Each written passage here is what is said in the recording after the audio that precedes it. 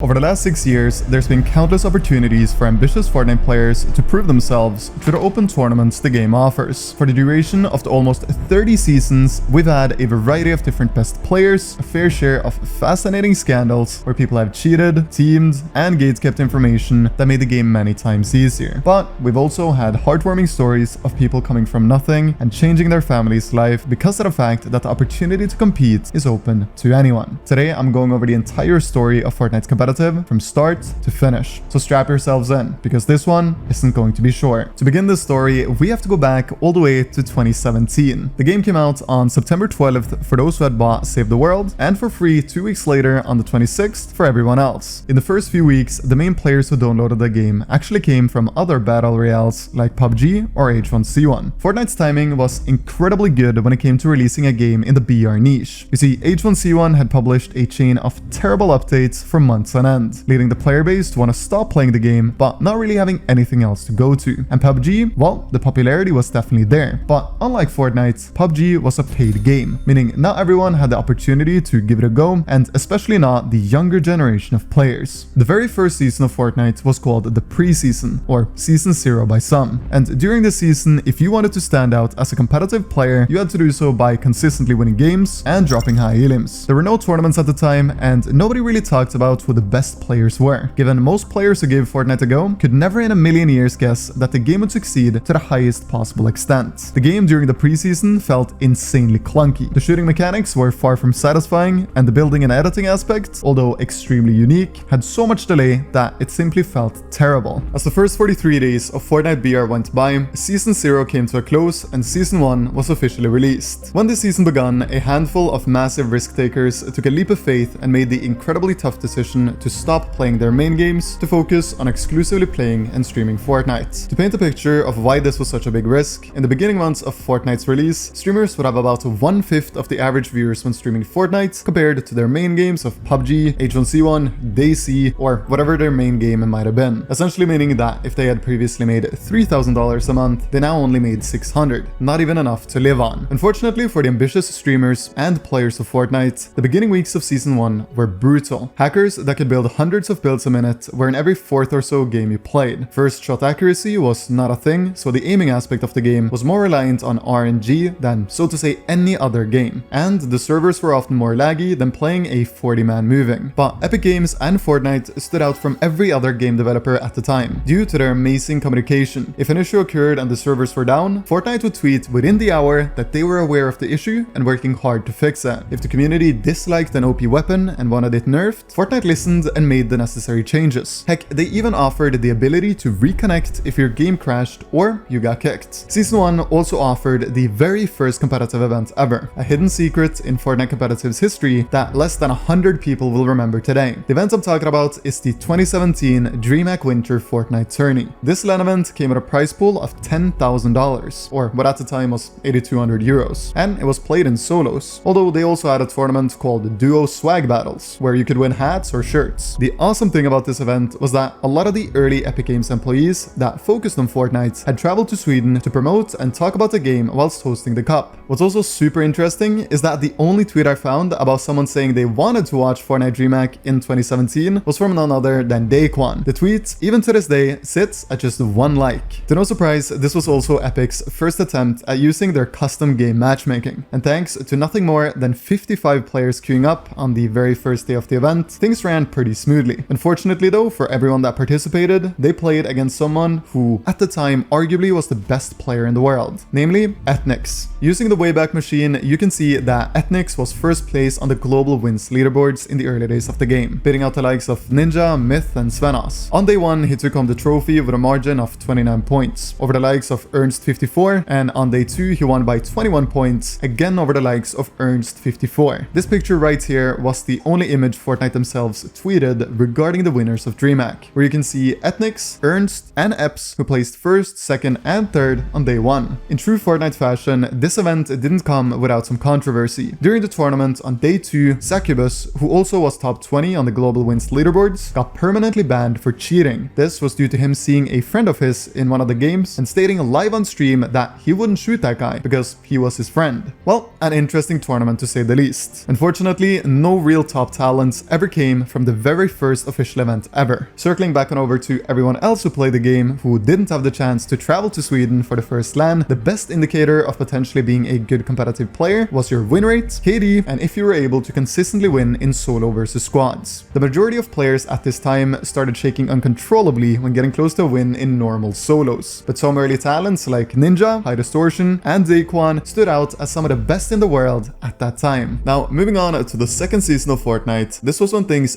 finally started taking off. On December 27th of 2017, just 13 days after Season 2's release, Donald Mustard, the CCO of Epic Games, would go on to say the infamous words that if Fortnite would go on to become an esport, Epic would support it. That they would make the game be the game the players wanted it to be. If it becomes an esport, we will support it. Like, we will make the game be the game that players want it to be. Yeah. How true this statement held up in hindsight can be discussed back and forth for hours, but the confidence in Donald's message about the future of competitive made a very specific group of Fortnite players hopeful that dedicating time and effort into the game would be worth it long term. These were the players from France. During Season 2, France was probably a good 6 months ahead of everyone else when it came to developing talented Fortnite players. This came from independent content creators hosting what at the time was by far the best practice in the world. The way they were able to do this was through being some of the first with access to custom game matchmaking. Unlike today, being able to host customs was only given out to a handful of people during the first few seasons, and globally to around 30 or so creators. And out of those 30, pretty much nobody other than the French hosted actual practice with a focus on high quality competition. In true French fashion, they also took the initiative to host the only tournament in the entirety of Season 2. A LAN tournament few will remember that went by the name Lyon Esport 2018. The cup would have a prize pool of just over $12,000 and a lot of names that later went on to become some of the best players worldwide, some of which being Kinstar, Hunter, and the Vic. These were all players that went on to get well over $100,000 in competitive earnings. At this period of time though, the competitive scene was still insanely small. The majority of players still based who the best players were primarily from how many elims they could get in solo versus squads, their win rates in the various different game modes, and also their KD. Solo versus squads actually meant so much at this time that if you had the ability to drop 30 plus elim wins, you would get millions of views on your Fortnite videos and become a respected name in the community. During the season, Ninja actually made his most popular video ever, where he dropped 32 elims. The video now sits at 51 million views. Other than the Lyon Esport tournament and people tryharding solo squads, nothing too interesting happened during Season 2 competitively speaking. But the story of Season 3 is a totally different one. Season 3 was when Fortnite really hit the mainstream. I'm talking like really hit it. Ninja playing with Drake, Mongrel being on BBC News, and massive orgs like FaZe Clan finally starting to sign some players for the competitive future of the game. And one of the key events that happened during this season that led to a lot of the hype for the future of comp was Ninja Las Vegas. Ninja Las Vegas was a LAN event with a prize pool of $50,000, where the game winners of all individual games would get $2,500 and everyone who managed to eliminate Ninja in any given game would also get $2,500. Now, by today's standards, winning $2,500 after winning a game or being the one to send Ninja back to the lobby might not sound like that much money. But back in 2018, being able to win $2,500 off of Fortnite especially was an absolutely insane opportunity to make some good money and also get your name out there. The event ended up breaking records, not only within Fortnite, but the entire world. Ninja's stream of the tournament happened to become the most watched live stream ever hosted, peaking at 648,000 live viewers, and impressively enough, even more than when he streamed with Drake. Moving on to Season 4, Epic Games themselves finally understood the widespread appeal of the competitive side of the game. This was mainly due to the community-driven tournaments that had previously been hosted. And on May 21st of 2018, they decided to go big. Bigger than any other game offering open tournaments had ever gone, announcing that they were prepared to give out $100 million for Fortnite esports in 2018 and 2019 collectively. When this blog post went live, a ton of enjoyers of the game posted on Twitter that they were looking for a duo to grind hard and improve with for the upcoming tournaments. Epic themselves didn't state anything regarding what kind of tournaments were to come, but with the promise of the millions of dollars in pricing, the community went nuts. The motivation for competitive was at an all-time high, and the overall vibe in the now relatively big competitive community was unmatched. People's first chance of proving themselves was through something called a solo showdown limited time mode. mode, an event that actually started 5 days prior to the $100 million announcement, and ended the very day it was released. The Solo Showdown was an interesting event. It was basically like playing normal solo pubs, just with a scoring format and a leaderboard at the end. The first 50 games you played counted towards your overall score, and every win gave you 100 points, and elims, surprisingly enough, didn't matter at all, as whether you had 1 or 20, you would get 0 points. The winner of the very first open tournament was none other than the OCE player Ruthless, with second place going to one of the smartest players in Fortnite's history, Zayt. Ruthless ended the tourney with 4,881 points. What that means is that he won 47 games and got third in 1 and between 21st and 30th in his last 2 games. Not only did Ruthless get the respect of winning the event, but he took home 50,000 V-Bucks as well, as V-Bucks were given out to all players who placed within the top 100. As time went by and Season 4 came to a close, Epic hosted yet another showdown. Just this time it was in a game mode called Blitz, a mode where you would more quickly gather mats and the games went by faster. The very first Friday Fortnite, a massively popular kill race tournament hosted by Keemstar, was also hosted during Season 4 with some very unorthodox players attending. We had the likes of Mr. Beast, Rice Gum, and Road to Shine there, just emphasizing how big of a deal competing in Fortnite was becoming when talking about the mainstream. Other than that though, the major Epic hosted events were stuck on hold until Season 5. This season wouldn't only be remarkably fun for the casual players, but also for the competitive ones, because this was when the Summer Skirmish series started, a legendary 8-week event where streamers and top performers from the showdowns competed for hundreds of thousands of dollars every week. The only slight issue with the Summer Skirmish was that if you hadn't done incredibly well in the solo showdowns, or if you weren't big on social medias, you had no chance to get an invite, which was unfortunate. But to the thousands of aspiring young professional players watching, this was nothing more than insane motivation to keep pursuing competitive Fortnite and working hard on becoming a better individual player for the many opportunities down the line. Especially motivating was it to see players like Kamu winning 60k in week 2, Vivid winning 67.5k in week 4, and of course Morgasi taking home $225,000 from the final week and the LAN event at PAX West. Totally normal people who worked super hard and always focused on improvement was able to make life-changing amounts of money through an ultra fun video game. And the best part was that it was available for everyone. Now, these open opportunities became even bigger during Season 6, as the first infamous Winter Real solo tournament was hosted towards the end of the season, and smaller test tournaments like the Solo Alpha,